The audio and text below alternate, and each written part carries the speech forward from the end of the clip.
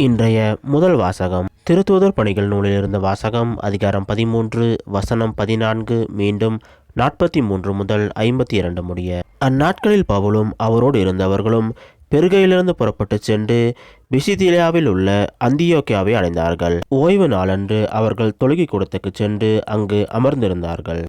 தொழுகை கூடத்தில் இருந்தோர் கலைந்து சென்றபோது பல யூதர்களும் யூதம் தழுவி கடவுளை வழிபட்டவர்களும் பவுலையும் பர்னபாவையும் பின்தொடர்ந்தார்கள்.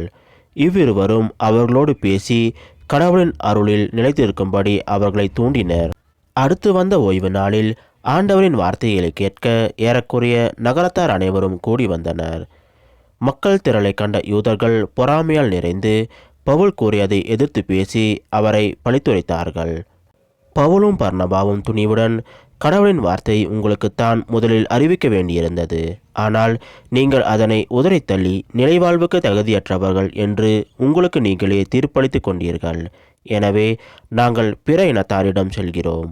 ஏனென்றால் உலகம் முழுவதும் என் மீட்பை அடைவதற்கு நான் உன்னை வேற்றினத்தாருக்கு ஒளியாக ஏற்படுத்துவேன் என்று ஆண்டவர் எங்களுக்கு கட்டளையிட்டுள்ளார் என்று எடுத்து கூறினார்கள். இதை கேட்ட பிற இனத்தார் மகிழ்ச்சி அடைந்தனர்.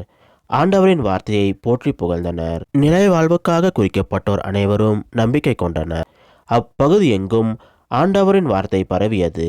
ஆனால் யூதர்கள் கடவுளை வழிபட்டு வந்த மதிப்புக்குரிய பெண்களையும் நகரின் முதன்மை குடிமக்களையும் தூண்டிவிட்டு பவுலையும் பர்னபாவையும் இன்னலுக்குள்ளாக்கி அவர்களை தங்களது நாட்டிலிருந்து துரத்திவிட்டார்கள். அவர்கள் தங்கள் கால்களில் படிந்திருந்த தூசியை அவர்களுக்கு எதிராக உதறிவிட்டு இக்கோனியாவுக்கு சென்றார்கள். சீடர்களோ தூய ஆவியால் ஆட்கொள்ளப்பட்டு மகிழ்ச்சியில் திளைத்திருந்தார்கள். இது ஆண்டவர் வழங்கும் அருள்வாக்கு. இறைவா உமக்கு நன்றி. இன்றைய இரண்டாம் வாசகம் திருத்தூதர் யோவான் எழுதிய திருவழிபாட்டு நூலிலிருந்த வாசகம் அதிகாரம் 7 வசனம் 9 மீண்டும் 14 முதல் 17 முடிய. இதன் பின் யாராலும் எண்ணிக்கையிட முடியாத பெரும் திரளான மக்களை கண்டேன். அவர்கள் எல்லா நாட்டையும் குலத்தையும் மக்கள் இனத்தையும் மொழியையும் சார்ந்தவர்கள். அரியணைக்கும் ஆட்டுக்குட்டிக்கும் முன்பாக நின்று கொண்டிருந்தார்கள். வெண்மையான தொங்கலாடை அணிந்தவர்களாய் கையில் குருத்தோலைகளை பிடித்திருந்தார்கள். இவர்கள் கொடிய வேதனையிலிருந்து மீண்டவர்கள்.